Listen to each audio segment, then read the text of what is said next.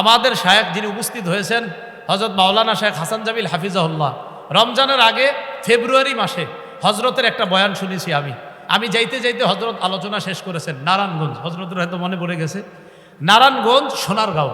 তা আমি যাওয়ার আগে হজরত ঠিক এই আয়াতের উপর আলোচনা করতেছিলেন, আল-ইয়াওমা আকমালতু লাকুম। এই আয়াত দিয়ে হজরত সেদিন বেদাত কি জিনিস এটা বুঝাইতেছিলেন, আমার পুরা মনে পড়তেছে।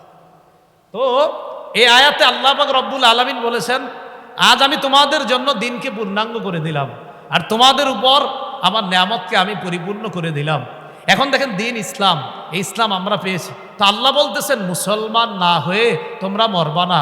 স্নেহের ভাই মাওলানা মুফতি আরিফ বিন হাবিব হাফিজাহুল্লাহ এই লম্বা সময় যে আলোচনাগুলো করে তিনি যেভাবে বলেছেন, এইভাবে যদি কেউ চলতে পারেন তো মৃত্যুর সময় ওই ব্যক্তিকে হযরত কারি তৈয়ব রহমতুল্লাহ আলী বলেছেন এই আয়াতগুলোর ব্যাখ্যায়, এইভাবে যদি মানুষ জীবনকে সাজায় তো মৃত্যুর সময় আল্লাহ তাআলা ওই ব্যক্তিকে ডাকতে থাকেন, ও মুতমাইন নফস, তুমি তোমার রবের কাছে ফেরত আসো। যে রবের সিদ্ধান্তে দুনিয়ায় তুমি রাজি ছিলে, রবও জানাচ্ছেন আজকের পর রবও তোমার উপর রাজি হয়ে গেছে। আমি আপনাদেরকে শুধু এই কথাটা জানানোর জন্য আসছি, একজন মানুষের মৃত্যুকে কেন্দ্র করে এখানে উপস্থিত হলাম, তার মৃত্যুকে কেন্দ্র করে তার জন্য দোয়া করব, আল্লাহ যেন তাকে জান্নাতবাসী বানান, এই দোয়া তো করবো। তো আমার আপনার প্রত্যেকের একটা শিক্ষা যে একজনের মৃত্যুর স্মরণে এখানে উপস্থিত হলাম, আগামীকাল আমার আপনার মৃত্যুর স্মরণে যে অন্য উপস্থিত হবে না এটার কি নিশ্চয়তা?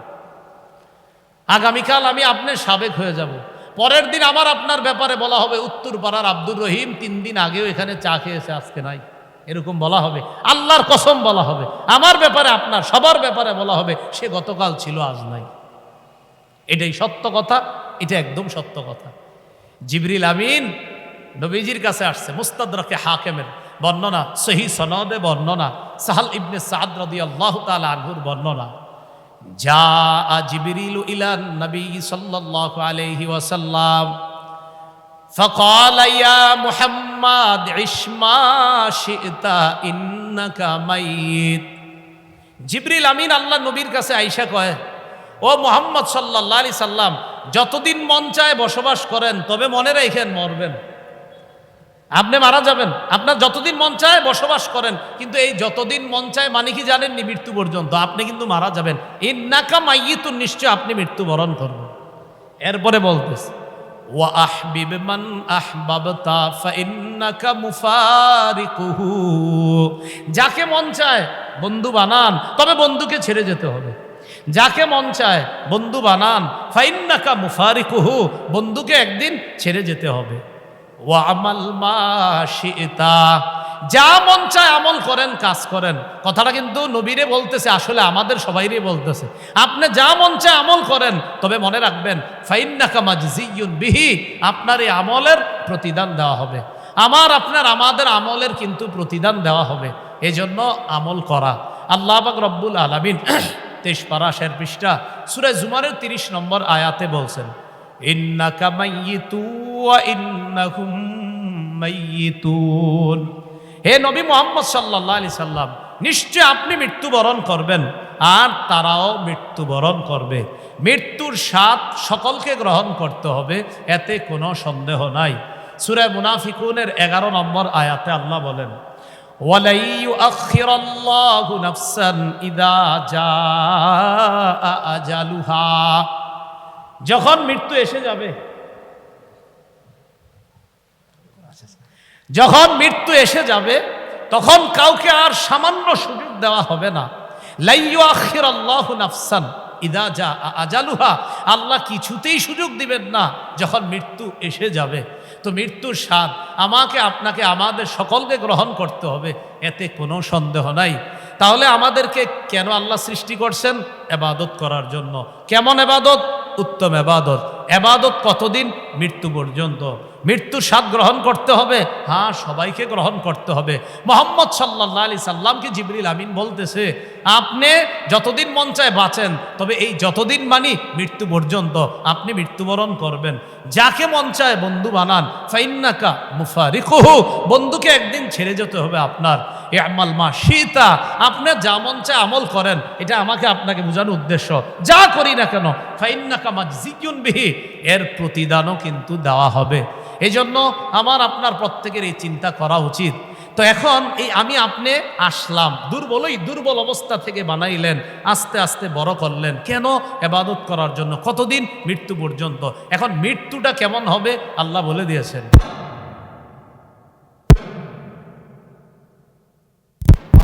হাক্কা তুকাতিহি ওয়ালা তামুতুন্না ইল্লা ওয়া আনতুম মুসলিমুন। হে ইমানদারগণ, আল্লাহকে ভয় করো, যথাযথ ভয় করো, মুসলমান না হয়ে মরবা না। কি বলছে দেখেন, মুসলমান না হয়ে মরবা না। সূরা বাকারার 208 নম্বর আয়াত।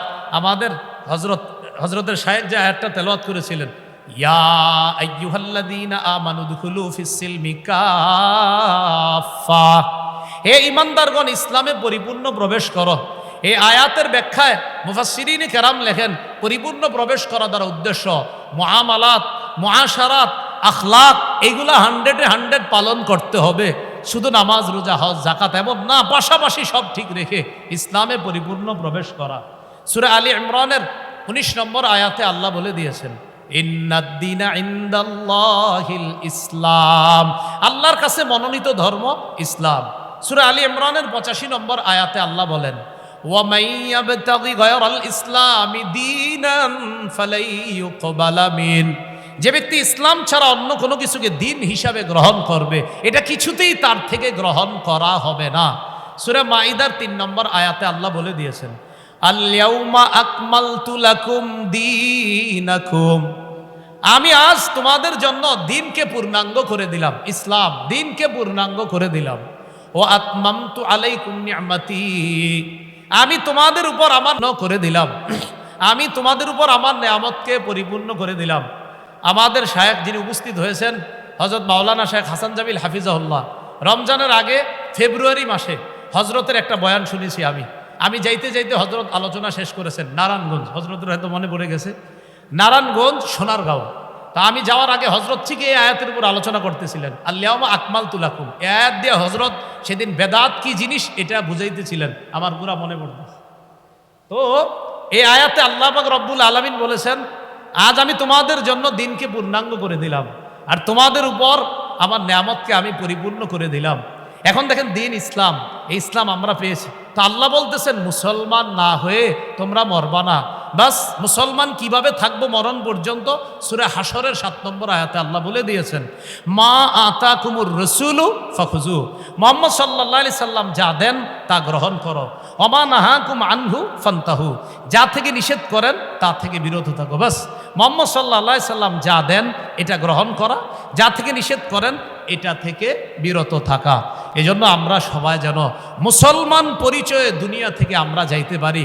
সবাই যেন, বিশেষ করে আজকে যার জন্যই আয়োজন, হযরত মাওলানা মুফতি মুফিজুল ইসলাম রহমতুল্লাহ, হজরত সহ হজরতের সন্তানাদি পরিবার, এখানে আমরা যারা, আমরা সবাই যেন ঈমান ইসলাম নিয়ে একসাথে আবার জান্নাতে আমরা দেখা করতে পারি। আল্লাহ তৌফিক দান করেন।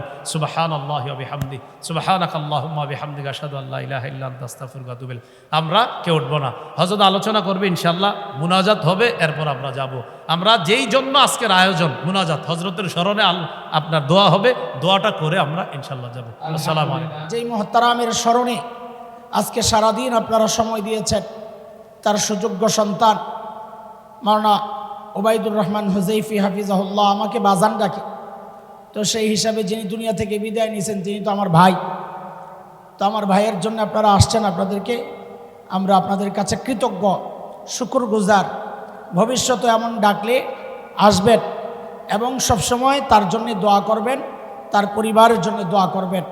আল্লাহ তাআলা যেন আমাদেরকেও ওই মুফতি শেখ আল্লামা মফিজুল ইসলাম হাফিজ রহিমাহুল্লাহর মতো দ্বীনের খাদেম হিসাবে দ্বীনের খিদমত করতে করতে দুনিয়া থেকে আমাদেরকে কবুল করেন। আমিন। ওয়া আখিরু দাওয়ানা আলহামদুলিল্লাহি রাব্বিল আলামিন। আমি বিবেকহীন কোনো মানুষ নই, আমার বোধ আছে, বুঝ আছে। সেই সকাল থেকে যারা বসে আছেন, অথবা এই ক্যামেরাওয়ালারা যারা সকাল থেকে সার্ভিস দিচ্ছেন, তারা কতটা মনোযোগ সহ এখন তাদের উপস্থিতি এখানে রাখছেন, এই বোধ আল্লাহ তাআলা আমাকে দিছেন, আলহামদুলিল্লাহ। সেই জন্য সর্বোচ্চ 5 মিনিট আমি সময় নিচ্ছি আপনাদের কাছ থেকে, সর্বোচ্চ 5 মিনিট, এরপরই দোয়া করে দেবো ইনশাআল্লাহ তাআলা। সারাদিন আলোচনা যা হওয়ার হয়েছে আলহামদুলিল্লাহ, সারাদিন আলোচনা যা হওয়ার হয়েছে, এখন আর আলোচনার সুযোগ নাই। আপনাদের মনোযোগ কোন লেভেলে আছে আমি আবারও বলি, এই বোধ আল্লাহ তাআলা আমাকে দিছেন। চাহিদা না থাকলে, পিপাসা না থাকলে যে কোনো জিনিসই এটা উপকারী হয় না, ক্ষতির কারণ হয়।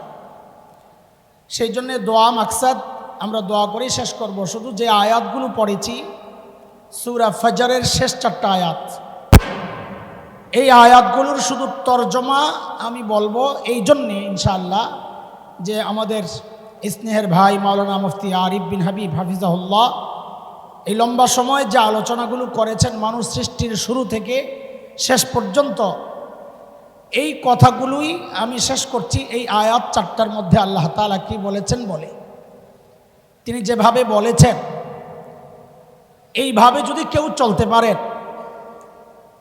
তো মৃত্যুর সময় ওই ব্যক্তিকে হযরত মুফতি হযরত কারি তৈয়ব রহমতুল্লাহ আলাইহি বলেছেন এই আয়াতগুলোর ব্যাখ্যায়, এইভাবে যদি মানুষ জীবনকে সাজায় তো মৃত্যুর সময় আল্লাহ তাআলা ওই ব্যক্তিকে ডাকতে থাকেন, ও মুতমাইন নফস, তুমি তোমার রবের কাছে ফেরত আসো।